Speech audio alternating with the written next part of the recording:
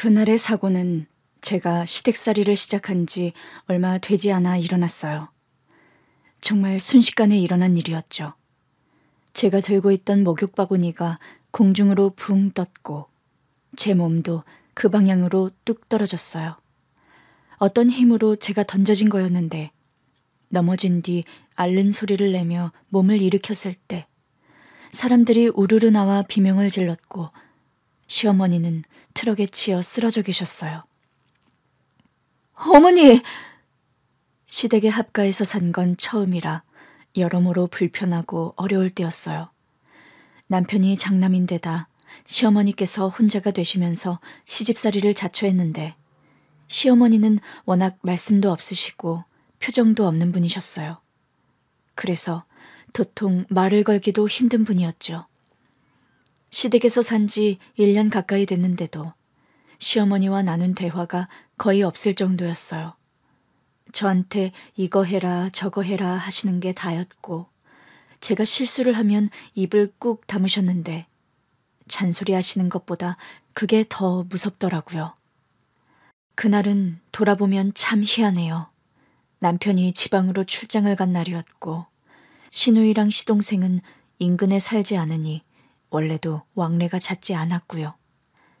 그날 시어머니랑 종일 둘이 있을 생각에 오금이 다 저리더라고요. 우리 애들도 학원 갔다가 오면 밤늦게나 오던 때라 더 그랬어요. 점심때까지는 평소와 크게 다를 것 없이 있었는데 시어머니께서 갑자기 목욕을 가자고 하시더라고요. 저랑 둘이요? 그럼 출장 간 큰애 데려다가 셋이 갈까? 아니요, 그건 안 되죠. 돌아보면 시어머니께서 저에게 처음으로 농담을 하신 순간이 아니었나 싶어요. 나중에서야 알게 된 거지만 시어머니는 낯을 많이 가리는 분이었어요. 젊을 때는 말도 없고 의문스럽다며 구박도 많이 받았다고 하시더라고요. 맏며느리인 저에게도 매일 보며 산 지 1년 가까이 돼서야 농담 한마디를 하셨던 건데 제가 너무 화들짝 놀랐던 거 있죠. 목욕을 마치고 나오니 저녁 되더라고요. 밥을 안 쳐놓고 나올 걸 그랬어요. 어머니 시장하시죠? 짜장면이나 먹고 들어가자. 네? 시어머니께서 앞장서 걸으시더라고요. 마침 목욕탕 건너편에 중국집이 있었어요. 종종 걸음으로 따라갔죠. 어머니 정말요? 우리 진짜 짜장면 먹고 가요? 뭐 대단한 거 먹겠다는 것도 아닌데 그렇게 좋아? 시집 와서 처음 외식하는 것 같아서요. 그러게, 그동안은 왜 안 했는데? 어머님이 안 좋아하실까 봐요. 나 바깥 음식 좋아한다. 평생 네 시아버지 밥 차리는데 이골이 난 사람이야. 정말요? 그럼 종종 외식해도 돼요? 안 될 건 뭐니? 시어머니의 의외의 모습을 보고 나니 마음이 놓여서 자꾸 제잘제잘 떠들게 되더라고요. 시어머니는 제가 아무리 떠들어도 조용히 하라는 둥 하는 말씀도 안 하셨어요. 가만히 들으시다가 조금씩 웃기도 하시더라고요. 아마 신랑도 없이 시어머니랑 덜렁 집에 남은 어린 며느리가 안쓰러우셨던 게 아닌가 싶어요. 목욕도 하고 짜장면도 먹은 뒤 기분 좋게 가게를 나선 그때였어요. 그 일은 정말 순식간에 일어났어요. 놀라서 시어머니께 다가갔을 때 시어머니는 의식이 전혀 없으셨어요. 주변에 피도 흥건해서 저는 정말이지 자지러지게 울었어요. 시어머니를 태운 구급차를 타고 같이 병원으로 가는 내내 온몸이 떨리더라고요. 시어머니의 의식이 돌아오지 않았거든요. 남편과 겨우 연락이 됐을 때 시어머니는 수술실에 들어가 계셨어요. 여보, 어머니가 트럭에... 뭐? 아니, 이게 무슨 일이야? 어머니랑 목욕탕 갔다가 짜장면 먹고 나오는데 트럭이 달려왔나 봐. 본 사람이 있더라고. 근데 어머니가 트럭이 빠르게 달려오니까 나만 밀어버리고 본인은 차마 못 피하셨나 봐. 나는 트럭이 달려오는 줄도 몰랐어. 그것도 모르고 어머니 옆에서 수다만 떨고 있었어. 여보, 진정해. 괜찮아. 내가 지금 갈게. 진정하고 기다리고 있어. 여보, 무서워. 문제는 수술을 받고 나온 시어머니의 몰골이 말이 아니었다는 거였죠. 선생님, 우리 어머니 팔은 어디 갔어요? 괴사가 심해서 잘라낼 수밖에 없었습니다. 네? 얼마나 놀랐던지 그 자리에서 기절까지 하고 말았죠. 시어머니는 그 사고로 팔 하나를 잃으셨고 다리 한쪽도 불구가 되셨어요. 남편도 도착하자마자 얘기를 듣고는 아연실색하더라고요. 여보, 어떡하면 좋아? 나만 멀쩡해. 무슨 소리야. 당신이라도 멀쩡해야지. 어머니만 다치고. 어머니가 다친 건 슬프지만 당신이 안 다친 건 천만다행인 거야. 당신이 자책할 일이 아니야. 아무리 그래도 저에게는 견디기 힘든 상황이었어요. 몇 시간 뒤 의식이 돌아온 시어머니는 자신의 상태를 의연하게 받아들이셨어요. 애들 다 키워놓고 이렇게 돼서 천만다행이구나. 어머니, 죄송해요. 제가 트럭이 오는 걸 봤어야 했는데. 그 트럭 운전사 분명 술에 취해 있었을 거야. 맞아요. 낯설하고 운전했대요. 저 아랫집 아들 트럭이더라고. 어떻게 아셨어요? 보면 알지. 그놈이 주종뱅이거든. 나라도 봐서 얼마나 다행이니. 젊은 너까지 치였으면 나는 못 견뎠을 거다. 어머니, 죄송해요. 네가 뭐가 죄송해. 내가 몸이 더 빠르지 못해서 나까지 못 피한 것뿐이야. 그래도 네가 내 뒤쪽에 있었던 게 천만다행이지. 그때부터 저는 결심했어요. 시어머니의 수족이 되드리겠다고요. 시어머니는 한동안은 좀 우울해 보이셨는데 그래도 잘 회복해 나가기 시작하셨어요. 시누이도 자주 와서 어머니의 말동무가 되어주었고 시동생도 전역하고 돌아오면서 시어머니를 많이 위로해드렸고요. 그러나 시어머니는 자식들은 오히려 더 귀찮아 하시더라고요. 다들 그만하고 가서 너희들 할 일이나 하라고 하셔서 결국 자식들은 멋쩍게 자기 자리로 돌아갔어요. 그래서 제가 시어머니께 물어봤죠. 어머니, 그래도 아가씨랑 도련님한테 너무하신 거 아니에요? 어머니 생각해서 와 있는 건데. 됐어. 제대로면 너만 더 신경 쓰이잖아. 나 위로한답시고 와 있으면 밥 차려줘야지. 나도 신경 써야지. 네 일만 배가 되잖니. 그래도 저보다는 자식들이 더 좋으실 거 아니에요. 어차피 나가 살 애들인데 내 옆에 있는다고 내 팔이 돌아오니 다리가 낫니. 그냥 가서 할 일들 하라고 해. 이 집 사는 사람 귀찮게 하지 말고. 시어머니는 몸이 다친 후로는 특히 자기 자식들보다 본인을 모시고 사는 제 편을 많이 들어주셨어요. 그래서 더 시어머니의 일거수일투족을 다 돌보고 싶었던 것도 같아요. 물론 그러다가 저도 혼이 나긴 했어요. 아가, 내가 혼자 할 수 있는 건 하게끔 해줘야지. 변소 정도는 나 혼자 갈 수 있어. 그래도 불편하시잖아요. 그러다 넘어지기라도 하시면 큰일 나요. 네 남편이 변기 옆에 붙잡는 것도 다 설치해줬잖니. 나도 연습을 해야 내 몸을 내가 가누고 살지. 제가 다 해드릴 거예요. 어허, 네 몸이 10개도 아니고 나도 내 나름의 요령을 익혀야 할 거 아니야. 넌 한창 애들도 키워야 하고. 대신 혼자 못하는 건 절대 혼자 하시면 안 돼요. 그러다 넘어져서 더 심하게 다치시면 그때는 제가 24시간 내내 업고 다닐 거예요. 아유, 징그러워. 내가 더 건강해지고 말겠다. 제가 다 해드린다고 했는데도 시어머니는 스스로 하려고 참 많이 노력하셨어요.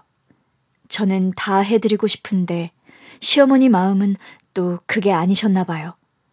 시어머니는 몸이 성하지 않으신데도 전처럼 애들 밥도 챙겨주시고 할 수 있는 집안일도 하려고 하셨어요. 제가 위험하다고 하지 말라고 해도 본인 집이라고 내 손주들이라며 당연히 해야 한다고 하시더라고요. 그 사고는 시어머니의 몸을 망가뜨렸지만 결과적으로 우리 고부 사이는 더 가까워졌어요. 물론 그 사고가 아니었다고 해도 더 가까워졌을 것 같아서 술 취한 채 트럭을 몬 그 사람이 참 원망스러워요. 우리 가족뿐 아니라 동네 사람들도 다 그 집을 못마땅하게 생각했는데 결국 몇 년 안 가 동네를 떠나더라고요. 그 집이 이사 가던 날 시어머니께서 그러셨어요. 이제야 알터니가 빠진 것 같다. 어머니도 불편하셨죠?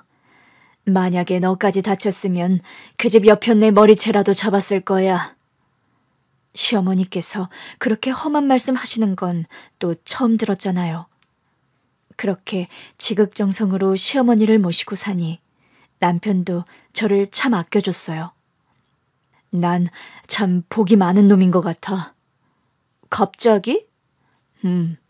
당신이 이렇게 떡두꺼비 같은 자식들도 낳아주고 우리 어머니도 모셔주고 당신 기억나? 내가 홀어머니의 장남이라고 우물쭈물하니까 당신이 나더러 그럼 우리가 모시고 살아야겠네요. 이러길래 내가 장가가긴 다 틀렸구나 했거든. 정말? 내가 그래서 맞선을 여러 번 퇴짜 맞았으니까. 근데 당신이 그러는 거야. 그럼 그렇게 하면 되죠. 그러나 그 순간 제가 남편의 말에서 찾은 핵심은 그게 아니었습니다. 맞선을 뭐 얼마나 봤는데? 맘에 드는 여자가 많았나 봐. 많이 차였다는 거 보니까? 아니, 그게 아니라 어머니가 얼른 장가가라고 하도 하시니까. 그래서 앞에 여자가 승낙했으면 나랑 결혼 안 했겠네? 아닐걸? 아니긴 뭐가 아니야. 어머니 모시고 살아준다고 했으면 그냥 결혼했겠구만. 아니야, 절대 아니지. 아, 아깝다. 나도 다른 남자랑 더 선보고 결정할 수 있었을 텐데. 여보, 그건 좀 많이 섭섭한데? 나도 섭섭하거든? 우리가 인연이니까 이렇게 만난 거지. 다른 여자가 몇이 있었든 그냥 만나보기만 한 거야. 나도 그 여자들이 시큰둥해서 바로 간뒀어. 근데 당신이 새초롬하게 물을 때는 심장이 철렁하더라고. 나 이 여자는 진짜 안 놓치고 싶은데 싫다고 하면 어쩌지? 일단 처음에라도 따로 살자고 해서 꼬셔볼까? 이러면서. 뭐야, 지금 나랑 사기 결혼을 하려고 한 거야? 그런가? 당신이 바로 받아줘서 참 다행이다. 시집살이 하면서 남편과 이렇게 사이가 좋았다고 얘기하면 아무도 안 믿어요. 돌아보면 다 시어머니 덕분이었던 것 같아요. 시어머니가 먼저 저를 참 아껴주셨고 그래서 저도 더 성심성의껏 아픈 시어머니를 돌볼 수 있었으니까요. 그런 남편이 3년 전에 세상을 떠났어요. 암에 걸렸는데 진행이 좀 된 상태였더라고요. 처음에는 수술 경과가 좋아서 다들 다행이라고 완치할 수 있을 거라며 희망을 품었는데 전이 되면서 걷잡을 수 없게 돼버렸어요. 그때 우리 시어머니께서 입버릇처럼 하시던 말씀이 있었죠. 내가 너무 오래 살았나 보다. 어머니, 그게 무슨 말씀이세요? 내가 그때 그냥 갔어야 했어. 몸이 이렇게 망가졌는데도 기를 쓰고 사니까 내 아들이 저렇게 된 거야. 어머니, 진짜 저 속상하게 그렇게 말씀하실 거예요? 어머니라도 마음 단단히 잡수셔야죠. 미안하다. 저는 시어머니와 부둥켜 안고 울었고 잘 견뎌보자고 우리 남편 꼭 이겨낼 거라고 시어머니를 다독였어요. 그러나 결국 남편은 세상을 떠났어요. 그나마 우리 애들이 다 커서 성인이 된 게 다행이었지만 문제는 시어머니였어요. 시어머니는 큰아들을 잃은 그날부터 시름시름 앓기 시작하셨어요. 저는 시어머니께 간곡하게 부탁드렸죠. 어머니, 저 어머니까지 없으면 어떻게 살아요? 제발 이것 좀 드셔보세요. 조금만요. 잘 안 넘어가서 그래. 그냥 둬. 내가 이따 봐서 먹을게. 시어머니는 영 기력을 회복하지 못하셨고 결국 심장에 이상이 생기셨어요. 그러더니 오래 지나지 않아 세상을 떠나셨죠. 그즈음 우리 시누이도 고생을 많이 했어요. 제가 자기 오빠 보낸 지 얼마 안 됐는데 어머니 간병까지 하는 게 안쓰러웠는지 자주 집에 와서 어머니도 챙기고 저도 챙기더라고요. 그 와중에 코빼기도 안 보이던 식구가 한 명 있었죠. 바로 동서요.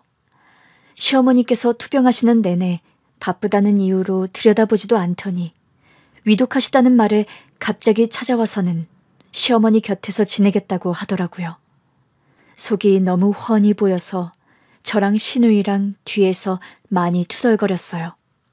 왜 저러는 거냐며 어쩜 저렇게 뻔뻔하냐면서요.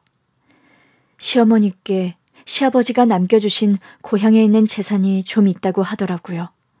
저도 대강은 알고 있었지만 사실 큰 관심은 없었거든요. 그런데 시어머니께서는 동서에게 전 재산을 물려주고 돌아가셨어요. 10년을 교통사고로 팔이 없는 시어머니의 수족이 되어 모셨는데 저는 그렇다고 쳐도 시누이도 충격이 컸죠. 대체 이게 무슨 일이냐고 동서의 작전이 먹힌 거냐며 시누이가 노발대발했지만 동서가 내민 증여계약서로 인해 누구도 토를 달지 못했어요. 그건 분명 시어머니께서 동서에게 주신 증여계약서였습니다. 그러던 어느 날이었어요. 세무서에서 연락을 받았어요. 땡땡 세무소입니다. 와주셔야겠는데요. 영문도 모른 채 땡땡 세무소에 도착했는데 세무사가 말했어요. 아무래도 문제가 있는 것 같습니다.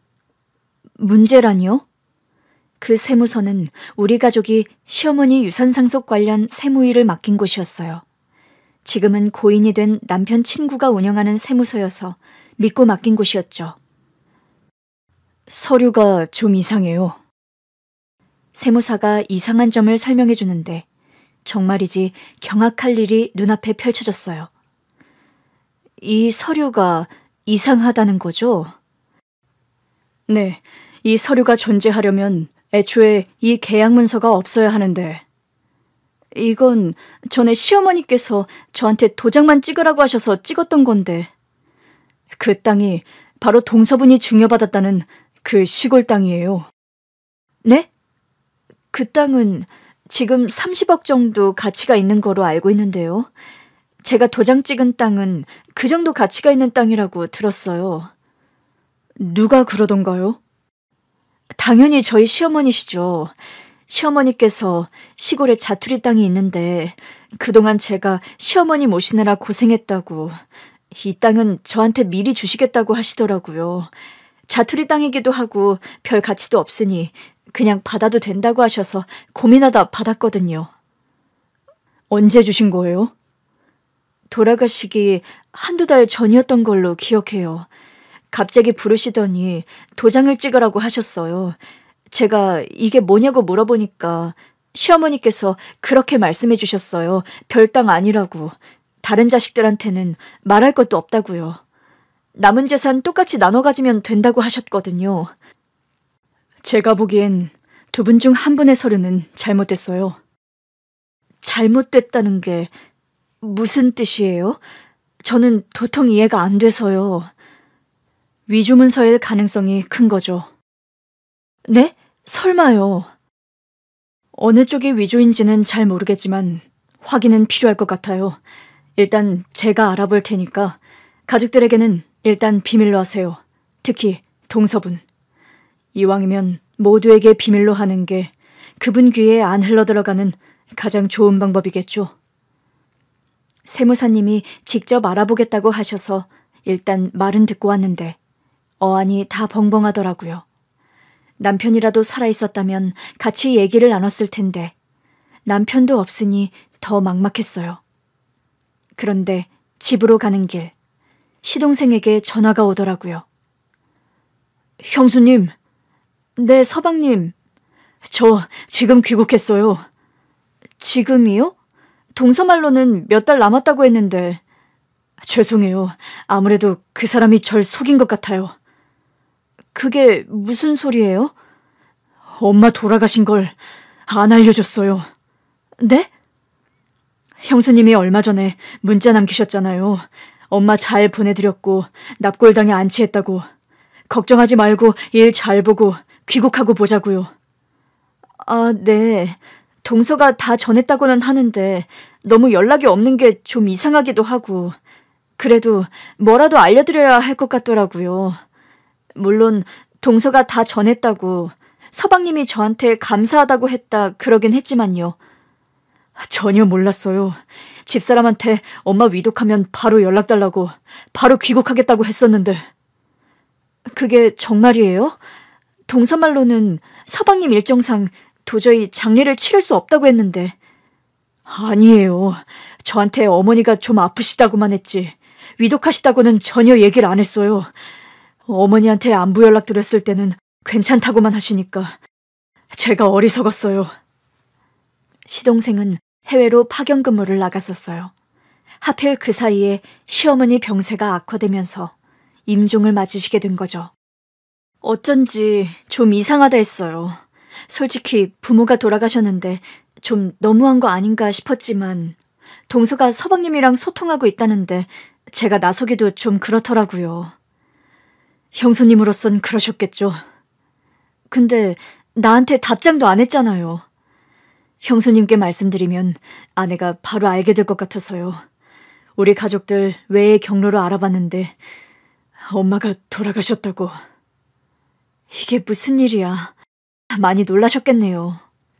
네, 그래서 급히 파견일 정리하고 오느라 시간이 좀 걸렸어요. 형수님, 제가 지금 대구로 가도 될까요? 동서는 모르는 거예요? 네, 몰라요. 일단 오세요. 시동생이 오겠다는 우리 집은 시어머니의 집이기도 했어요. 그 자식들이 못 올 이유가 없는 곳이었죠. 저는 막 귀국했다는 시동생을 위해 밥도 하고 급한 대로 반찬도 만들었어요. 오랜만에 본 시동생 얼굴이 헬쑥하더라고요. 살이 왜 이렇게 빠졌어요? 며칠간 제대로 잠도 못 자고 먹지도 못해서요. 충격이 심해서 그랬나 봐요. 그냥 안 넘어가고 잠도 안 오고 그러더라고요. 일단 밥 좀 먹어요. 이거 어머니가 담그신 김치. 아, 엄마 김치. 시동생이 시어머니 김치를 보더니 갑자기 눈물을 터뜨리더라고요. 형수님, 정말 죄송합니다. 너무너무 죄송해요. 서방님이 뭐가요? 아무래도 집사람이 사고를 크게 친 것 같아요. 네? 아내 때문에 집안이 풍비박산 날 뻔했어요. 서방님, 도대체 뭘 알아내신 거예요? 제가 아무래도 아내가 이상해서 파견 근무 정리하면서 뒤를 좀 캐봤어요. 근데 이상한 계약을 했더라고. 어떤 계약이요? 저도 처음에는 무슨 업체인지를 모르겠길래 찾아봤는데 문서 위조해주는 업체더라고요. 아내가 입금한 내역도 확보했고요. 문서 위조요? 어떤 문서인지도 확인했어요? 아내가 보통 늘 같은 아이디랑 비밀번호를 쓰거든요. 넣어보니까 이번에도 맞더라고요. 보니까 아무래도. 설마 증여 계약서예요? 제 말에 시동생이 화들짝 놀라더라고요. 형수님, 그걸 어떻게 하셨어요? 사실 저도 세무사한테 연락받고 다녀오던 길이에요. 세무사가 문서에 문제가 있는 것 같다고 하면서 위조된 문서가 있는 것 같다고 하더라고요. 정말요? 네, 사실 어머니께서 생전에 저한테 도장을 찍으라고 하신 적이 있어요. 시골에 있는 자투리 땅인데 가치도 별거 없어서 그냥 저더러 가지라고 하시더라고요. 제가 망설이니까 진짜 별 가치 없는 땅이다. 남은 재산은 똑같이 나눠 갖더라도 이건 네가 가져라. 그러시는 거예요. 설마 아내가 그 땅을 자기가 증여받은 걸로 문서를 위조한 거예요? 어떤 문서가 위조인지는 일단 가려봐야 알겠지만 당연히 그 사람이 내보인 문서겠죠. 어머니가 아내한테 땅을 증여했을 리가요. 또 모르는 거잖아요.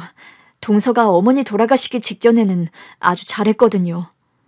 그렇다고 한들 형수님이 엄마한테 하신 거에 비할 수가 있을까요?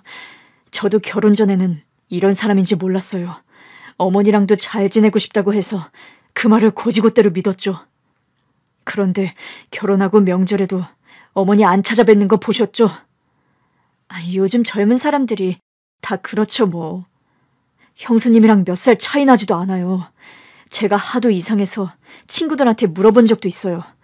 우리 어머니가 혹시 집사람한테 뭘 잘못하고 있는 것 같냐고요. 어머니가 동서한테 잘못하실 게 뭐가 있어요. 몸도 불편하셔서 기력도 별로 없으셨는걸요. 그러니까요. 그래서 제가 참다 못해 대놓고 물어본 적도 있는데 그러더라고요. 어머니 댁 가면 한 번씩 화장실도 모시고 가야 하고 너무 싫대요. 추잡해서 못하겠대요. 아니, 어머니가 용변 보는 걸 돕는 것도 아니고 그냥 화장실 앞까지 모셔다 드리는 건데요. 그러니까요. 그것도 제가 가끔 바쁠 때나 동서가 한 거고 어머니는 바라지도 않으세요. 그냥 제가 행여나 화장실은 들어가다가 미끄러워서 넘어지실까 봐 부탁했던 건데 그게 그렇게 싫었대요? 네, 그러니 제가 해외 파견 근무 갔을 때는 안 봐도 훤하잖아요. 온 적도 없죠. 위독하시다고 하니까 그때는 자주 왔었어요. 안 봐도 훤하죠. 그런 문서를 위조할 생각이었으니 어머니한테 자기가 땅을 증여받은 근거가 있다고 우기려고 했겠죠. 사실 동서가 증여계약서 들고 왔을 때 저랑 아가씨도 당황하긴 했어요. 아무리 돌아가시기 직전에 자주 왔다고는 해도 어머니가 땅을 증여하셨다니, 그것도 무려 지금 30억 가치가 있는 그 땅을요. 어머니라면 분명 형수님께 드렸을 거예요. 어머니가 형수님을 얼마나 아끼셨는데요. 심지어는 자식들인 우리보다 아끼셨어요. 형 돌아가시고 나서도 우리한테 잘하라고 얼마나 신신당부를 하셨는데요. 그리고 저한테는 말씀하신 적 있어요. 무슨 말씀이요? 형수한테 따로 땅을 좀 줄까 하신다고요. 정말요? 네. 형도 없는데 형수가 애들 키우고 살려면 재산을 더 갖는 게 맞다고. 우리가 동의 안 해도 주실 거라고 하셨어요. 저는 찬성했고요. 어차피 어머니 재산인데 제가 이래라 저래라 할 수도 없는 거고요. 무엇보다 저는 형수님이 갖는 게 당연하다고 생각해요. 당연한 건 아니죠. 적어도요. 제 아내가 갖는 건 진짜 아니라는 거죠. 이건 정말 말이 안 돼요. 일단 세무사도 알아보겠다고는 했는데 서방님이 증거가 있다고 하니 확인해보는 게 좋겠네요. 근데 동서한테는 어떻게 하시려고요? 일단 비밀로 할 거예요. 어차피 그 위조 문서로는 증여 못 받으니까요. 법적인 책임을 지게 될 텐데 이제라도 말해서 스스로 돌이킬 기회를 주는 건 어떨까요? 그러나 시동생 표정이 어둡더라고요. 안 내키세요? 사실 저 해외 파견 근무 간 거 제가 신청해서 간 거예요. 제가 생각이 짧았죠. 형 돌아가시고 형수님 혼자 엄마 보고 있는 거 알면서도 제가 그 사람 때문에 너무 스트레스를 받아서 견딜 수 없었어요. 좀 떨어져 지내고 싶더라고요. 무슨 일인데요? 동서가 어머니도 안 보려고 하는 것 때문에요? 그 정도면 다행이게요. 늘 술에 취해서는 집에 늦게 들어오지. 자기는 딩크족이라면서 제 의사랑 별개로 아이도 안 낳겠다고 하지. 분명 결혼 전에는 아이를 낳겠다고 했었거든요. 그런데 결혼하고 1년도 안 돼서 사실 자기는 딩크족이라면서 아이 생각이 없다고 하더라고요. 그래서 아이를 안 낳으셨던 거예요? 어머니가 참 걱정 많이 하셨는데 말씀도 못하시고. 우리 엄마 성격에 그럴만하죠. 속으로만 앓으셨을 거예요. 맞아요. 우리 애들 보면서도 둘째네도 이렇게 다복하게 살면 좋을 텐데 그러면서 한숨도 쉬시고 그랬어요. 그냥 못 갖는다고 생각하셨던 것 같아요. 아무래도 안 생기는 것 같다고. 그럼 누가 말한다고 생기는 것도 아니지 않냐 그러시더라고요. 제가 진짜 불효자였네요. 형수님이 안 계셨으면 그런 결정도 못 내렸을 거예요. 그냥 나라도 좀 숨 좀 쉬자 싶어서 갔어요. 집에 가면 그 사람이 어질러 놓은 것 천지고 한 번을 안 치우더라고요. 빨래통에는 돌리지 않은 빨래가 넘치게 쌓여서 쉰내가 풀풀 나고 싱크대에 음식물도 얼마나 안 치웠는지 구더기가 낀 적도 있어요. 결혼하면서 저랑 상의도 없이 일 관두면서 그랬거든요. 이제부터 살림은 자기가 다 할 테니까 저더러 나가서 돈만 잘 벌어오라고요. 사실 그때도 좀 당황했었는데 적어도 딩크족보다는 당황스럽진 않았던 것 같아요. 동서가 서방님에 대한 배려가 너무 없었네요. 저한테만 없었던 게 아니잖아요. 우리 어머니는 물론 형수님께도 마찬가지였겠죠. 엄마나 형수님이나 그런 말 전하시는 분들도 아니고. 그럼 이제 어떻게 하려고요? 파견 근무하면서 마음 정리가 많이 됐어요. 처음에는 내가 시작한 이 결혼을 깨고 싶지 않다는 생각뿐이었는데 떨어져 살아보니 마음이 어찌나 편하던지. 물론 형수님께는 죄송해요. 저는 아무것도 모르고 제 심신 안정만 신경 쓰고 있었네요. 얼마나 힘들었으면 그랬겠어요. 그래도 어머니 아프신 걸 끝까지 모른 건 의외긴 했어요. 그게 제가 스트레스가 정말 너무 심했거든요. 그 사람 남자도 있어요. 네? 매일 술 마시고 늦게 들어오고 나랑은 자식도 안 낳겠다고 하더니 다 이유가 있었던 거죠. 언제 아신 거예요? 파견 근무 가기 전에요. 세상에, 그걸 알고 가셨던 거예요? 네, 처음에는 그냥 다 모른 척하고 싶었던 것 같아요. 그냥 내가 몇 년 갔다 오면 알아서 정리하고 있었으면 좋겠다 싶기도 했고요. 그러다 형수님 문자를 보고 너무 충격적이었어요. 나를 속이다 못해 우리 엄마가 돌아가셨다는 사실까지 숨기고 속였다니 믿기지 않더라고요. 어떻게 이렇게까지 된 건가 생각해보니 결국 제가 너무 모른 척만 했다는 걸 깨달았어요.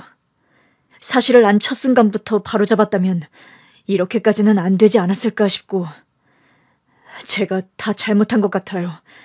제가 진실을 마주할 용기가 없었어요. 서방님, 이게 다 무슨 일이에요? 다른 남자가 있었다는 건 어떻게 아신 거예요? 저 잘 때 나가서 통화하는 소리를 들었는데 심상치가 않더라고요. 그러다 한 번은 식탁 위에 놓인 휴대폰 액정에 메시지가 뜨는데 자기야 사랑해 보고 싶어 그런 메시지더라고요. 아무래도 확인은 해야 할 것 같아서 뒤를 밟아왔는데 역시나 남자랑 만나더라고요. 그냥 남자랑 만난다고 진짜 바람은 아닐 수도 있잖아요. 물론 그런 메시지를 주고받는 사람이 있다면 정서적 바람이긴 하겠지만 모텔로 들어가더라고요. 한두 번이 아니었어요. 내가 그 남자를 만나볼까도 했는데 차마 못했어요. 그런데 왜 나랑 이혼을 안 하는 걸까? 그래도 내가 벌이가 더 나은가 싶기도 하고. 좀 지나면 정리하려나. 그럼 그냥 모른 척 할까? 그래도 이혼해서 가족들한테 걱정 끼치는 것보단 낫지 않을까 싶고. 그렇게 힘든 일이 있었으면 우리한테 말을 했어야죠. 형수님은 팔 없는 우리 엄마 수족처럼 사시고 형도 아팠잖아요. 거기다 대고 어떻게 제 문제까지 얹어요. 정말 못할 일이죠.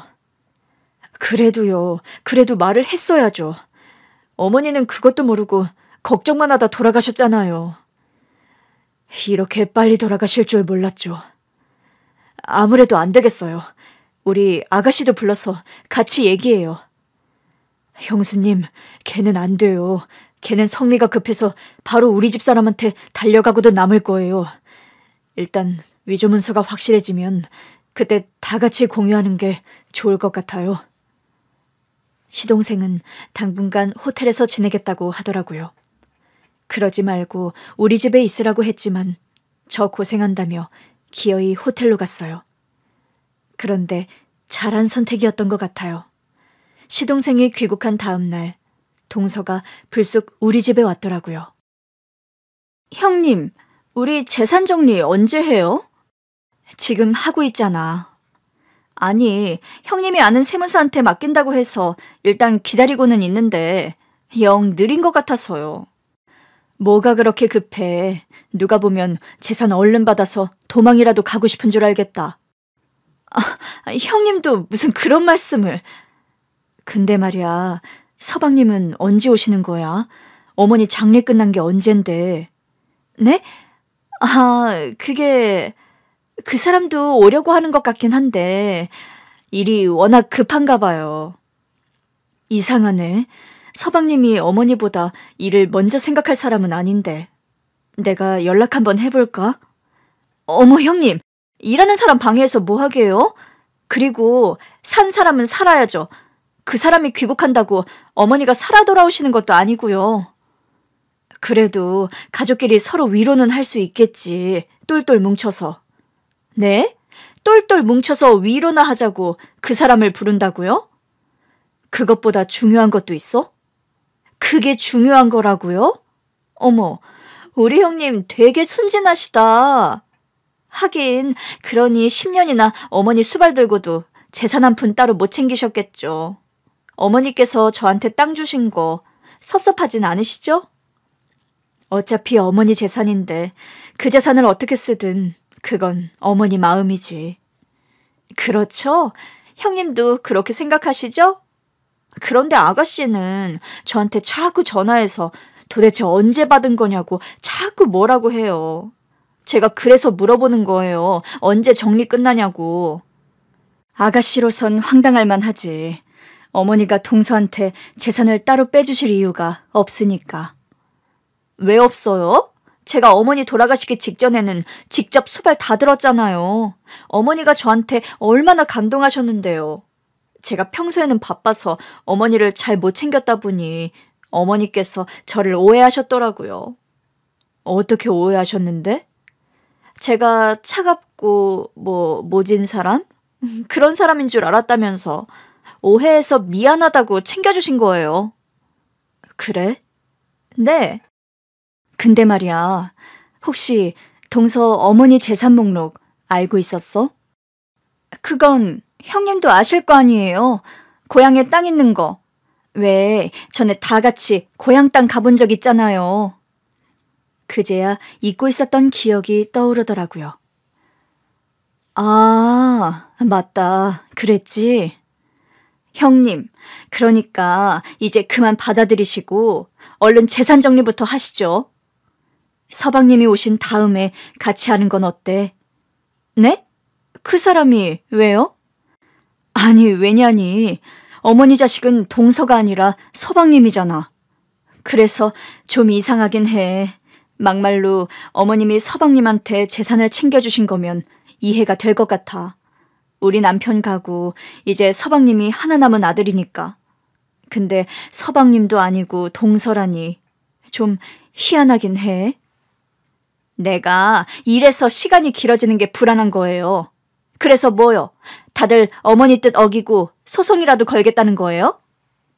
그때 휴대폰에 문자가 하나 도착했어요. 저는 문자를 확인한 뒤 동서에게 말했습니다. 그럴 필요는 없을 것 같아. 당연하죠. 어머니 유지를 받들어야 하지 않겠어요?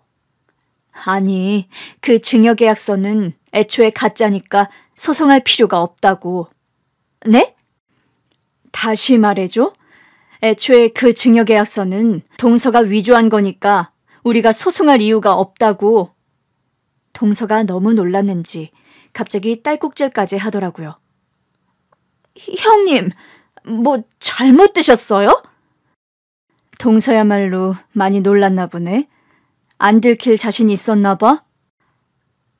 형님, 저는 지금 형님이 무슨 말씀을 하시는 건지. 그러면서 또 딸꾹질을 하더라고요. 많이 놀란 것 같은데 물 마시고 와. 얘기가 길 것 같으니까. 길다니요? 가서 마시고 오라고. 동서가 마지못해 부엌으로 간 사이 저는 서방님께 문자를 보냈어요. 동서의 증여계약서는 위조가 맞다고 바로 우리 집으로 와달라고요. 물을 마시고 온 동서가 말했어요. 형님, 무슨 오해가 있으신 것 같아요. 무슨 근거로 그러시는지 모르겠는데. 그래, 서방님이 그러시더라고. 그 업체가 아주 감쪽같기로 유명하다며.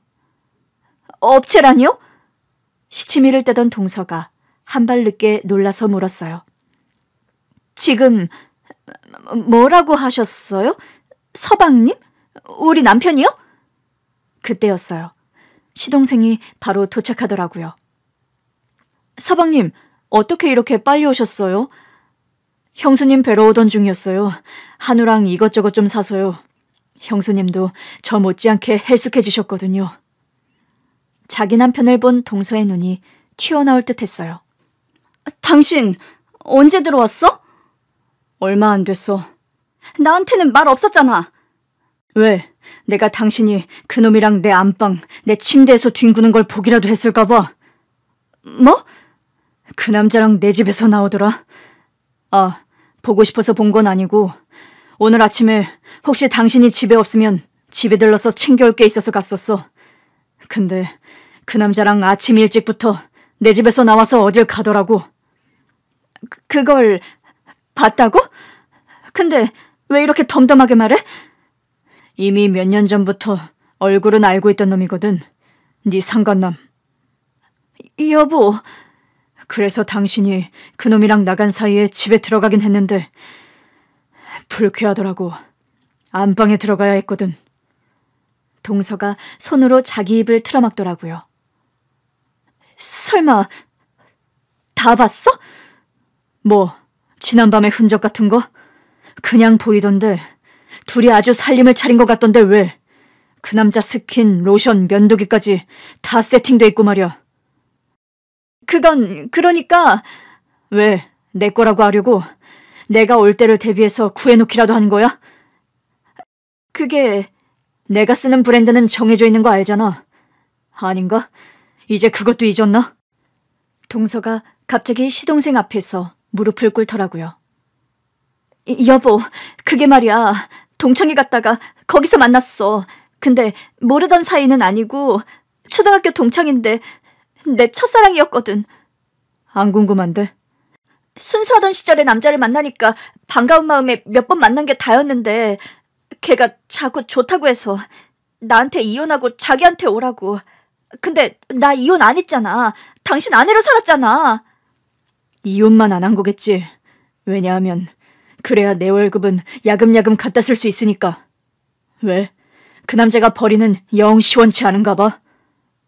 여보, 그게 나는 당신 아내로 살고 싶으니까. 이젠 그것도 그만둘 생각인 것 같던데. 아니야. 난 끝까지 당신 아내로 살 거야. 어머니한테 받은 증여계약서 그거 왜 위조했어? 어? 그래놓고도 내 아내로 살 생각이었다고?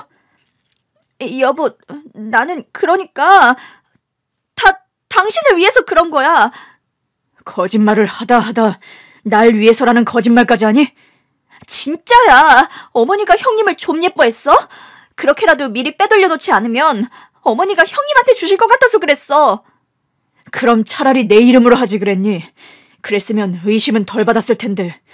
형수님도 그게 좀 이상했다고는 하시더라. 여보, 아니야. 나 당신이랑 헤어질 생각 없어. 내가 그렇게 해서 우리 둘이 잘 먹고 잘 살려고 그런 거야. 근데 말이야, 당신 카드 명세서를 보니까 당신 첫사랑은 모텔비 낼 돈도 없어? 매번이 당신 카드 걸더라. 여보, 오해야. 모텔은 그러니까. 그래서 이제는 모텔비라도 아끼려고 내 집, 내 안방에서 그러고 있었던 거야?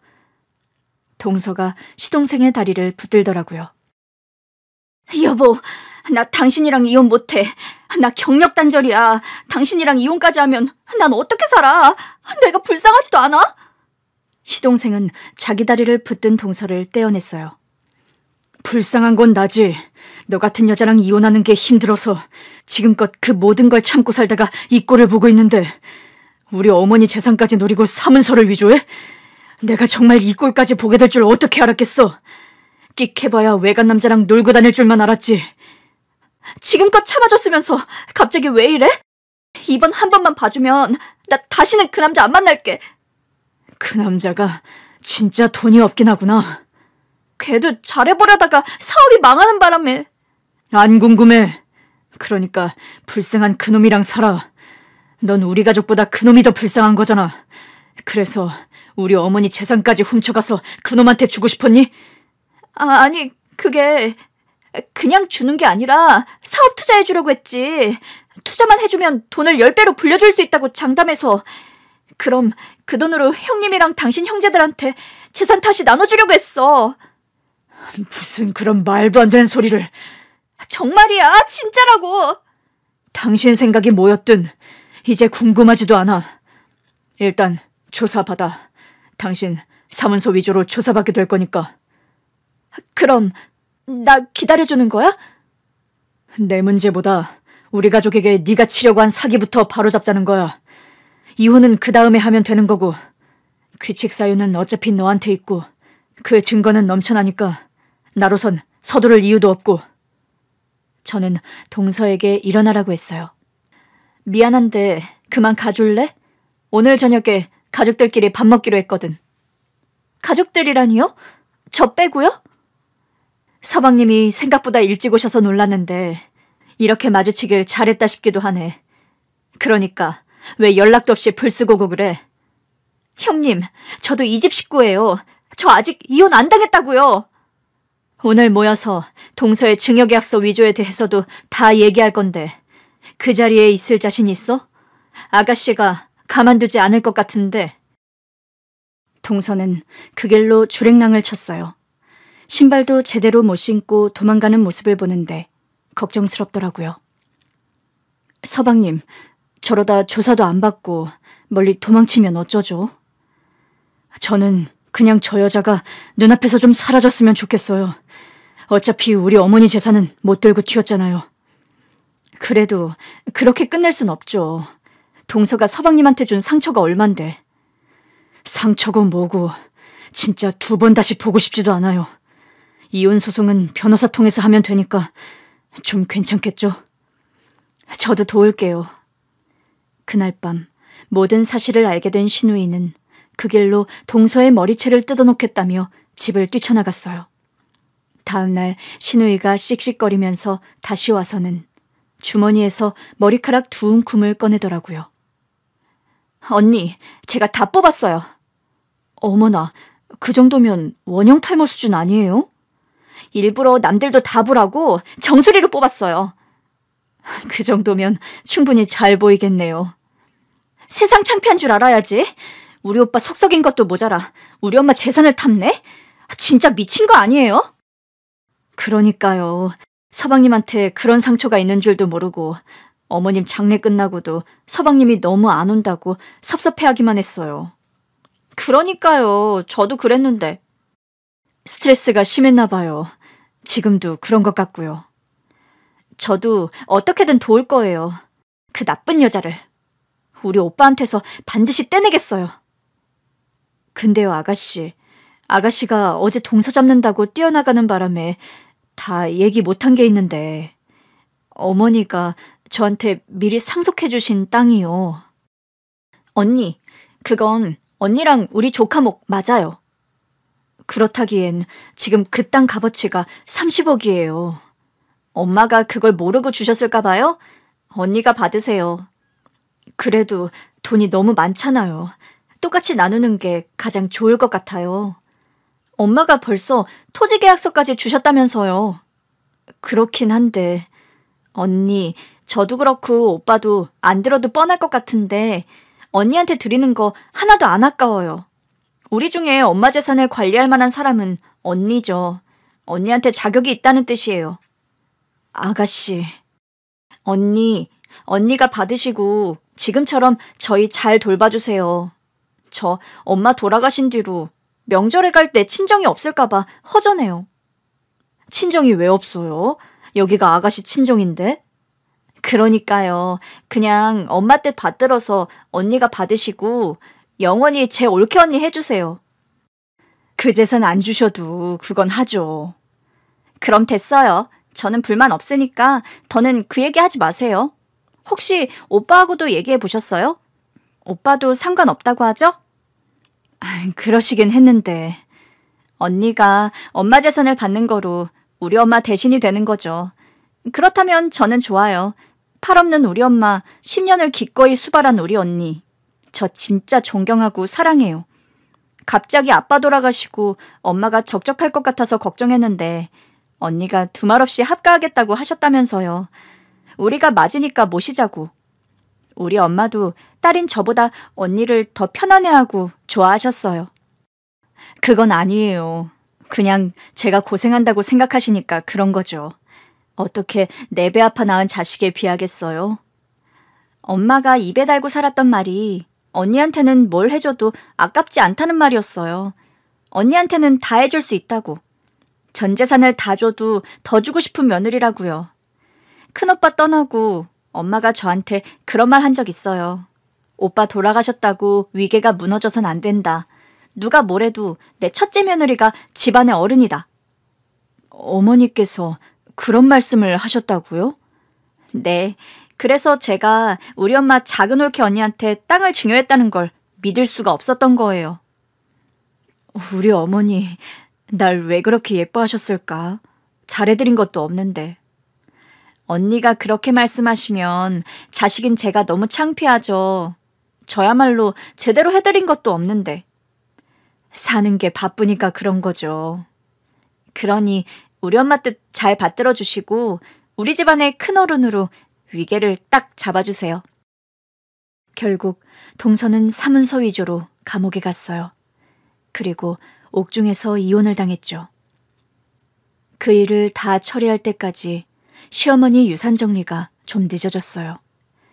제가 한 번 더 가족들에게 모든 재산을 똑같이 나누자고 했더니 시동생은 애초에 자기 몫을 포기하겠다고 하더라고요. 형수님, 엄마가 형수님 주신 땅 이외의 재산도 제 몫은 포기해서 우리 조카 줄게요. 서방님, 그런 아내를 방관한 제 잘못도 뉘우칠 겸 우리 조카한테 작은 아빠가 아빠 대신 주는 선물이라고 생각해 주세요. 말도 안 돼요. 잘못은 동서가 한 거잖아요. 언니, 저도 엄마가 언니 주신 땅은 그냥 언니가 갖는 게 맞다고 생각하고요. 남은 재산을 똑같이 나누려면 이 집도 팔아야 하는 거잖아요. 저는 그냥 언니가 다 가지셨으면 좋겠어요. 결국 저는 어머니의 현금 재산이라도 시동생들이 갖는 걸로 합의했는데 그마저도 서방님은 안 받으셨어요. 해외 파견 근무를 하면서 시작한 사업이 잘 돼서 돈을 꽤 벌었다고 하더라고요. 그래서 시어머니의 땅과 집 외의 모든 재산은 아가씨가 갖는 걸로 합의했죠. 저는 시어머니께서 남겨주신 토지 일부에 노인 요양원을 세웠어요.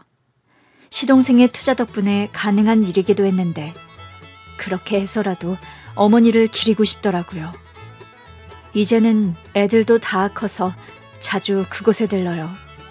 가서 요양원 봉사도 하고 어머니 나이대의 노인분들을 돌보고 있으면 어머니가 참 그리워져요. 그래서 언젠가부터는 어머니가 그리울 때마다 요양원에 가게 됐네요. 앞으로도 어머니께서 남겨주신 것들을 더 의미 있게 사용하며 살아가려고요. 그러면 저 하늘에서 어머니도 저를 보면서 환하게 웃고 계시겠죠?